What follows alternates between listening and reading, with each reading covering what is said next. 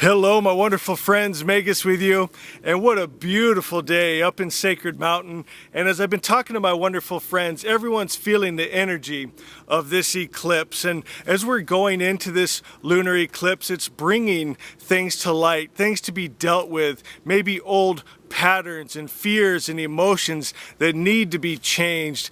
And this can be a very intense time, and these energies are going to keep growing until we hit that peak moment of the eclipse when everything becomes clear again. But you got to remember, we've done this before and we will get through this again. It's a time to actually be excited about. It's a time of growth. This is our time of our largest gains. If you think back in time of the growth that you've had, and every eclipse as you come through and you bring these things up and deal with them and remove them and grow, we're different people. Look back a year from now of who you used to be and who you are now. It's amazing changes taking place quickly. What an exciting time to be alive. It's a time to show truth and align with love and wisdom. This lunar eclipse is happening in the sign of Aquarius with a retrograde Mars. And Mars retrograde tends to be a time we are looking at ourselves, who we truly are, the root of our power.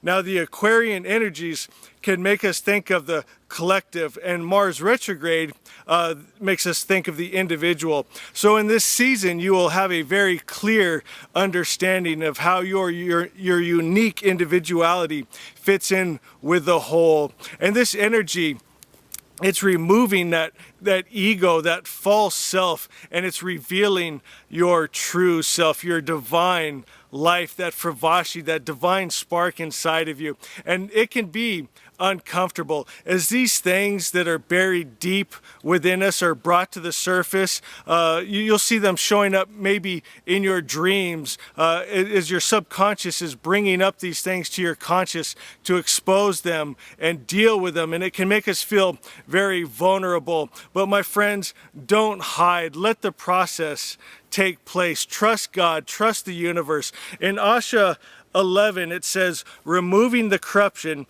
puts potentialities to their proper use. You must burn out the impurities to find the true essence. This is a time to burn up that ego, all the lie and illusion, bring all the things from the subconscious to the conscious mind to deal with it, not to try to cover them up, but to bring them up and work through it.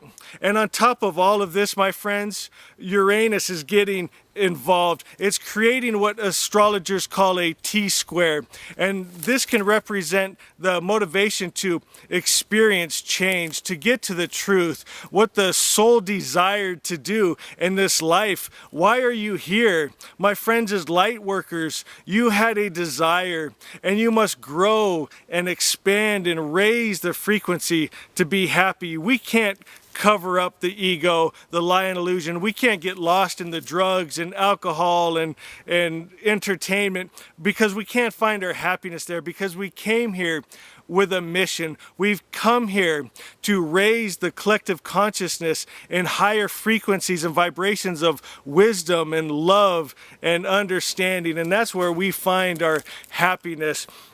My friends, you might also find during this time, as we're all connecting, that your intuition is growing. This is a great time for those of you wanting to grow your intuition and your giftings. Great story. Just the other day, I was out for a walk, and the cottonwoods were blowing, the Indians were burning, and the smoke and all the pollen, and my nose was running. And a thought popped into my mind, oh, I don't want and the name of my old girlfriend popped into my mind, to see me like this. And I thought, well, that's a strange random thought, because I haven't seen her for years and she lives in a different state. About 15 minutes later, coming down the road was her car. She saw me, I saw her. She pulled off at the turnout about 100 yards ahead. I jumped off the road and ran like an angry mob was after me.